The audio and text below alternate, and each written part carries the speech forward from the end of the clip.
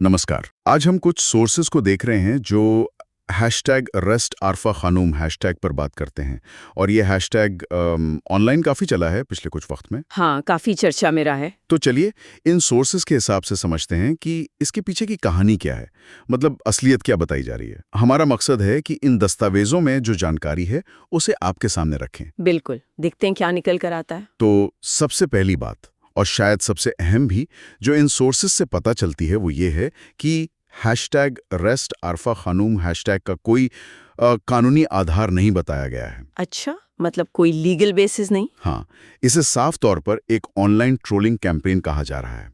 और ये क्यों हुआ, इस पर भी स्रोत कुछ अंदाजा लगा रहे हैं। हाँ, मैंने भी देखा।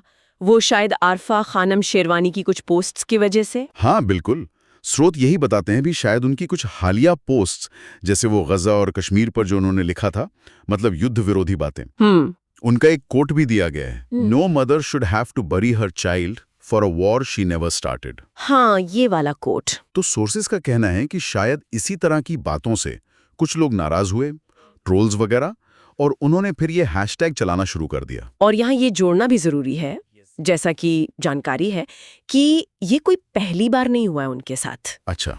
हाँ, सोर्सेज इशारा करते हैं कि वो पहले भी ऑनलाइन दुर्व्यवहार का शिकार हुई हैं, डॉक्सिंग भी हुई है, मतलब उनकी पर्सनल जानकारी पब्लिक करना, और यहाँ तक कि वो सांप्रदायिक धमकियां भी मिली हैं। ओह, तो इस लिहाज से देखें तो ये हैशटैग शायद उसी पैटर्न का हिस्सा लग रहा है। मतलब ये कोई अकेली घटना नहीं, बल्कि एक तरह से पहले से जो चल रहा है उसी की एक कड़ी हो सकती है।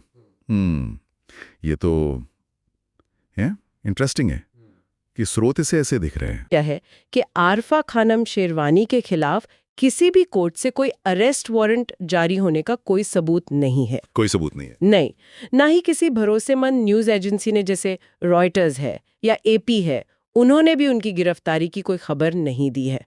स्रोत कहते हैं कि रिकॉर्ड्स में ऐसा कुछ नहीं मिला। तो ये गिरफ्तारी वाली बात महज एक हाँ, ये पूरी तरह से एक ऑनलाइन अफवाह और ट्रोलिंग कैंपेन ही लग रही है, जिसका जमीनी हकीकत से कोई कनेक्शन नहीं है, ऐसा सोर्सेज का कहना है। और अपने इस दावे को सपोर्ट करने के लिए सोर्सेज कुछ और ऑर्गेनाइजेशंस का भी नाम लेते हैं। हाँ, जैसे जिन्होंने पहले भी आरफा खानम को मिलने वाली धमकियों वगैरह पर रिपोर्ट किया है, जैसे क्लेरियन इंडिया, जियो टीवी, सियासत डेली और कमिटी टू प्रोटेक्ट जर्नलिस्ट्स यानी सीपीजे। अच्छा, हाँ, सीपीजे का नाम तो सुना है। तो ऐसा लगता है कि कई स्रोत इस बात पर सहमत हैं कि ये हैशटैग कोई असल गिरफ्तारी की खबर नहीं, बल्कि ये एक ऑनलाइन हमला है। सही कहा।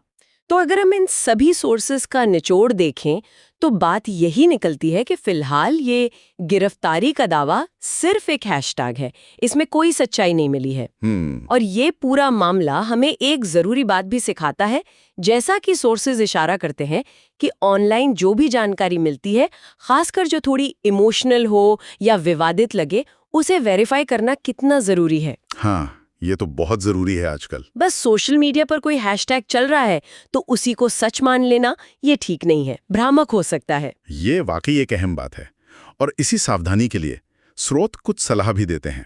वो कहते हैं कि ऐसी किसी भी सनसनीखेज खबर की सच्चाई जानने के लिए हमेशा असली अदालती दस्तावेज देखने चाहिए। सही है।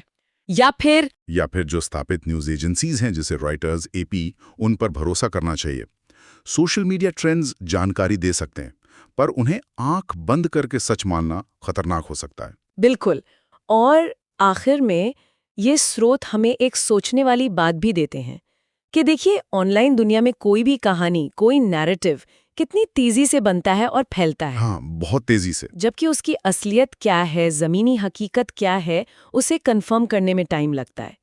तो ये सोचने वाली बात है कि हम लोग, मतलब जानकारी पढ़ने सुनने वाले, इन ऑनलाइन ट्रेंड्स और असल घटनाओं में फर्क कैसे करें, सावधानी कैसे बरतें। ये वाकई एक जरूरी सवाल है जिस पर सोचना चाहिए।